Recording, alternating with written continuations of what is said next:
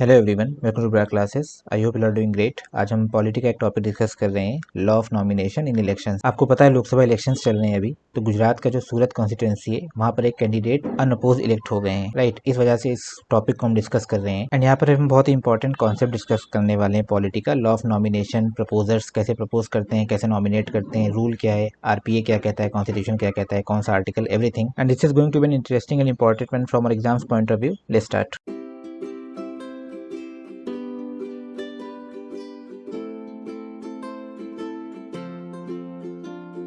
तो जैसा कि मैंने स्टार्टिंग में बताया, सूरत की जो लोकसभा कॉन्स्टिट्यूंसी है वहां से एक बीजेपी के कैंडिडेट अनअपोज्ड इलेक्ट हो गए हैं। अनअपोज्ड इसका क्या मतलब है कि वहां पर अब इलेक्शन नहीं होगा, वोटिंग नहीं होगी, क्योंकि वहां पर कोई और कैंडिडेट था ही नहीं, एक ही कैंडिडेट था। तो जब एक कैंडिडेट होता है तो वोटिंग नहीं होती, उसको अनअपोज इलेक्ट कर दिया जाता है, मतलब वो जीत गए वो सीट। एंड ऐसा क्यों हुआ? क्योंकि जो दूसरे कैंडिडेट थे वहां पर, जैसे जो इंडिपेंडेंट कैंडिडेट थे, उन्होंने तो अपना नॉमिनेशन ही विड्रॉ कर लिया कि हमको इलेक्शन नहीं लड़ना है उस कॉन्स्टिट्यूंसी से।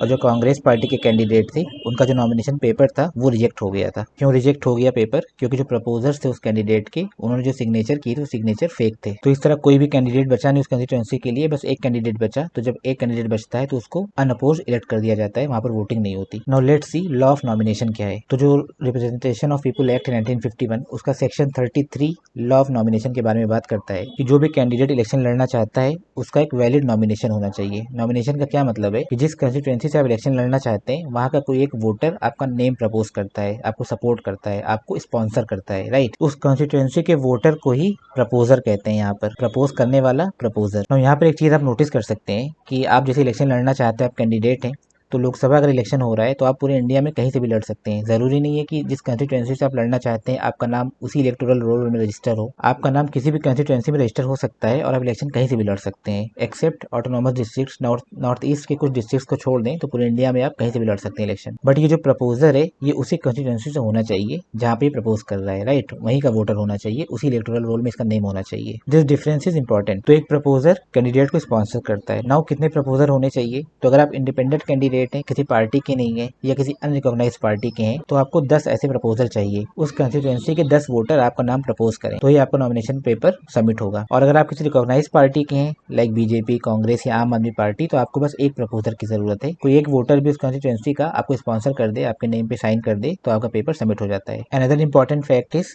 कि एक कैंडिडेट 4 नॉमिनेशन पेपर फाइल कर सकता है। एक ही कंस्टिट्यूंसी के लिए एक कैंडिडेट 4 नॉमिनेशन पेपर फाइल कर सकता है। ऐसा क्यों करते हैं? ताकि अगर कोई एक पेपर भी पूरी तरह से कंप्लीट है, कोई कमी नहीं है उसमें, तो उसी को मान लेंगे और रिजेक्ट नहीं होगा। कम से कम आप 4 कर सकते हैं एंड इन 4 पेपर्स में 4 डिफरेंट प्रपोजर साइन कर सकते हैं। तो कोई एक भी पेपर अगर कंप्लीट होगा तो आपका नॉमिनेशन सबमिट हो जाएगा। नाउ आरपीए का सेक्शन 36 जो आरओ होता है, रिटर्निंग ऑफिसर कंस्टिट्यूंसी का, उसको ये पावर देता है कि पेपर्स की स्क्रूटनी करे, कोई कमी है कि नहीं ये सब चेक करे। तो ये जो सिलेक्शन और रिजेक्शन होता है पेपर्स का, ये आरओ डिसाइड करता है। इसको पावर कहाँ से मिलती है? Section 36 RPA. सेक्शन 36 में लिखा हुआ है कि जब तक कोई बहुत ही सब्सटेंशियल प्रॉब्लम ना हो किसी के पेपर में, तब तक उसको रिजेक्ट ना किया जाए। But at the same time section 36 में ये भी लिखा हुआ है कि अगर प्रपोजर के सिग्नेचर में प्रॉब्लम हो, वो फेक हो, तो उसको रिजेक्ट कर दिया जाए। मतलब ये एक ग्राउंड है, फेक सिग्नेचर एक ग्राउंड है जिसपे रिजेक्ट किया जा सकता है पेपर को, और प्रेजेंट केस में यही हुआ है, इसी ग्राउंड पे रिजेक्ट किया गया है। And the last fact is कि अगर किसी कैंडिडेट को रिजेक्ट कर दिया जाता है तो जो आरओ होता है वो पार्टी को मौका देता है कि आप किसी सब्स्टिट्यूट कैंडिडेट को भी ला सकते हैं उनकी जगह पर रिजेक्शन के बाद। तो यहाँ पर आपको सारे रूल पता चल गए। नाउ प्रेजेंट केस में क्या हुआ था, अब आप ज्यादा रिलेट कर पाएंगे क्योंकि आपको बैकग्राउंड पता है। तो सूरत कंस्टिट्यूएंसी की इलेक्शन के लिए कई लोग खड़े हुए थे। एक बीजेपी कैंडिडेट थे, कांग्रेस कैंडिडेट थे, एक बीएसपी के थे, कुछ इंडिपेंडेंट थे। तो जितने इंडिपेंडेंट कैंडिडेट थे उन्होंने विड्रॉ कर लिया कि हम इलेक्शन नहीं लड़ना। जो बीएसपी के थे उन्होंने भी विड्रॉ कर लिया। लास्ट में सिर्फ बीजेपी और कांग्रेस के एक एक बचे थे। नाउ जैसा हम यहाँ पर देख सकते हैं कि एक कैंडिडेट है 4 नॉमिनेशन पेपर फाइल कर सकता है। तो जो कांग्रेस के कैंडिडेट थे उन्होंने 3 नॉमिनेशन पेपर फाइल किया था, 3 डिफरेंट प्रपोजर से साइन करवाया था। तो किसी पार्टी के किसी कार्यकर्ता ने कंप्लेन किया आरओ से कि कांग्रेस के कैंडिडेट के जो प्रपोजर्स हैं उनका सिग्नेचर फेक है, उन्होंने नहीं किया है। और बाद में ये जो प्रपोजर है इन्होंने खुद एफिडेविट दे दिया कि हमारे सिग्नेचर फेक है, हमने नहीं किया, किसी और ने किया है। इस बेसिस पर उनको रिजेक्ट कर दिया गया। रिजेक्शन के बाद कांग्रेस पार्टी ने एक सब्स्टिट्यूट कैंडिडेट भी खड़ा किया, उनके साथ भी यही प्रॉब्लम थी, उनके प्रपोजर का सिग्नेचर फेक था, राइट। उनको भी इसी ग्राउंड पर रिजेक्ट कर दिया गया। ये पूरा इशू था और इसमें जितने कॉन्सेप्ट इन्वॉल्व थे पॉलिटी के वो सब हमने यहाँ पर डिस्कस किए।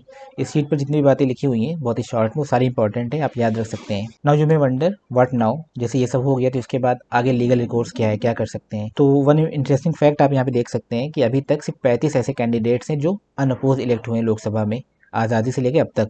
Since independence only 35 candidates unopposed elect हुए हैं, जिसमें से लास्ट 2012 में हुए थे और उसके बाद अब हुए 2024 में। तो इस इशू के बाद कांग्रेस ने इलेक्शन कमीशन ऑफ इंडिया से कंप्लेंट फाइल किया कि जो आरओ का डिसीजन है इसको ओवरटर्न कर दिया जाए और इलेक्शन दोबारा कराया जाए।